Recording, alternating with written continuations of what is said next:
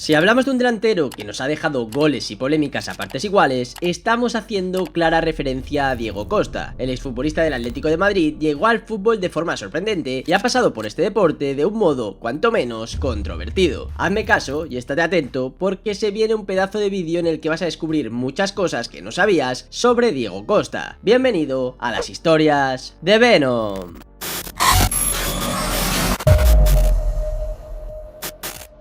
El Atlético de Madrid del Cholo Simeone ha contado con futbolistas que han dejado, sin duda alguna, su sello en la transformación que fue sufriendo el conjunto rojiblanco desde la llegada del técnico argentino al banquillo. Si nos paramos a pensar, son muchos los nombres de jugadores que se nos vienen a la cabeza y estoy seguro que todos coincidimos especialmente en uno, Diego Costa. El delantero hispano-brasileño fue uno de los referentes de este cholismo más puro y nos ha ido deleitando con momentos únicos, a la par que polémicos, a lo largo de su trayectoria. Garra, entrega y pelada de cables puede que sean las condiciones que mejor definen a un Diego Costa, cuya infancia fue un tanto peculiar. Nacido en un remoto pueblo de Brasil, llamado Lagarto, Diego Costa se crió junto a sus padres y sus dos hermanos. Dicho así, parece que sus primeros años de vida fueron felices, pero no, más bien todo lo contrario. A los 15 días de llegar a este mundo, el destino ya le tendría preparada una gran prueba de fuego. Una serpiente se coló en su casa, entró a la habitación donde él se encontraba y trepó hasta su cuna para atacarle. Afortunadamente, no llegó a mayores y Diego Costa sobrevivió, pero siendo tan solo un bebé, ya vio muy de cerca el peligro. Al igual que le ocurrió con 14 años, cuando fue víctima de un grave accidente de autobús que pudo terminar en tragedia. Como has podido comprobar, no te mentía cuando te afirmaba que la infancia de Diego Costa fue cuanto menos peculiar, por no decir complicada. Su familia tampoco contaba con grandes recursos económicos, puesto que su padre trabajaba en un centro comercial y tenían lo justo para llegar a final de mes. Mientras tanto, Diego Costa crecía y se aficionaba cada vez más al fútbol. Lo malo es que en la humilde localidad de Lagarto no había recursos suficientes para que los niños se formaran en escuelas deportivas y fueran dando forma a sus trayectorias como futbolistas. Por tanto, Costa tuvo que aprender mamando ese fútbol callejero sin reglas ni límites y que seguramente le ayudó después a forjar su fuerte carácter dentro de los terrenos de juego. Es más, el propio Diego Costa contó en una entrevista las consecuencias que trajo no haber pasado por ese proceso de formación guiado que han tenido otros jugadores. En el campo me peleaba con todos, no podía controlarme, insultaba a los demás, no tenía respeto por el contrario, pensaba que había que matarse. A los chicos que tienen formación se les enseña a controlarse y a respetar a los demás. Yo siempre he sido de los que se calentaba, ahora he aprendido que si no respetas al rival, te quedas atrás. Y he de decirte que por aquel entonces Diego Costa no veía el fútbol como una salida profesional, ni siquiera tenía pensado ser jugador de élite, era su hobby, por tanto, no era la principal preocupación que le rondaba en la cabeza, al contrario que ocurría con el dinero. Diego Costa empezaba a ver como su hermano, que ya trabajaba, podía permitirse ciertos caprichos, salir de fiesta y demás cosillas que todo el mundo suele hacer cuando gana sus primeros sueldos. Esto despertaba la envidia de un Costa que al mismo tiempo comprobaba que el dinero que le daba a su padre tampoco le permitía hacer demasiadas cosas, así que ni corto ni perezoso decidió ponerse él a trabajar. Y esto era cuando tenía tan solo 14 años, cuando se le ocurrió la idea de irse hasta la frontera con Paraguay a buscar mercancías de marcas falsas para luego venderlas en un centro comercial, y así fue como Costa se inició en el mundo laboral, aunque eso sí, el fútbol siguió presente en su vida. Costa ya tendría unos 16 años cuando fue consciente realmente de que tenía talento para llegar a grandes cosas en este deporte. Es por eso que un buen día acudió acompañado de su tío a hacer una prueba con los juveniles del Barcelona Sportivo Capela, un club de Sao Paulo. El delantero brasileño no era consciente de que la mayor de las suertes iba a estar de su lado. Un amigo del conocido representante Jorge Méndez se encontraba viendo las pruebas aquel día y quedó maravillado de Diego Costa. De hecho, nada más acabar esas pruebas, este amigo de Méndez, que trabajaba para él, fue directo a comentarle que había quedado fascinado con su papel en el campo y le ofreció un contrato para ir a jugar al Sporting de Braga. Y esto es, como se suele decir, llegar y besar el santo. Así fue como Diego Costa llegó a Europa e inició su carrera como futbolista. Costa aterrizó en el fútbol portugués en mitad de la temporada 2005-2006 y al acabar el curso sería cedido al Futebol Club de Peñafiel antes de fichar por el Atlético de Madrid. El club rojiblanco no tardó en ver el talento del joven atacante brasileño, pero aún así al principio no le vieron con una opción inmediata para el primer equipo, por lo que fueron cediéndole a varios conjuntos. De este modo, Costa inició un periplo por el fútbol español que le llevó a pasar por el Celta de Vigo, el Valladolid, el Albacete y el Rayo Vallecano, donde explotó en la temporada 2011-2012. Al terminar esa campaña, Diego Costa regresó al Atlético de Madrid, esta vez sí para ser titular y formar parte de una de las etapas más gloriosas del conjunto rojiblanco, donde nos dejó momentos como aquella lesión en la final de la Champions de 2014 frente al Real Madrid. El Atleti llegaba con la máxima de las ilusiones a aquel partido. El Cholo y los suyos estaban ante la oportunidad de levantar la primera Copa de Europa del club y además venciendo a su eterno rival. No obstante, Diego Costa, que era uno de los hombres más importantes del equipo, se encontraba lesionado y era seria duda para jugar. El brasileño quería estar presente en ese partido partido y el equipo le necesitaba, por lo que se sometió a un tratamiento con placenta de caballo en los días previos y que le permitió llegar al encuentro, pero que fue todo un desastre, puesto que a los pocos minutos de iniciarse el partido tuvo que abandonar el campo lesionado de nuevo, viendo desde fuera como el Athletic caía derrotado de forma totalmente agónica. Aquel revolucionario tratamiento, su lesión y todo lo que rodeó a Diego Costa en esos días dio la vuelta al mundo. El propio jugador reconoció en otra entrevista cómo vivió todo ese momento. Me sometí a ese tratamiento, aunque mientras me ponían electroshock, el médico se fumaba 2 cigarros. Eran sesiones de 2 horas. Fue duro y muy doloroso, tanto que cuando corría luego no sentía ningún tipo de dolor. Fue uno de los momentos más tristes de mi carrera. Y es más, muchos inciden que ese fue el principio del fin de un Diego Costa que ha sufrido muchos contratiempos en forma de problemas físicos a lo largo de su carrera, pero que a partir de esa final jamás volvió a ser el mismo. Del Atlético, Costa, que decidió jugar en la selección española generando otro revuelo, puso rumbo al Chelsea como uno de los grandes fichajes del combinado inglés en el verano del 2014, pero el conjunto blue no llegó a sentirse cómodo y en 2018 regresó a casa, aunque esta segunda etapa como rojiblanco no se pareció en nada a la anterior. Tanto es así que en diciembre de 2020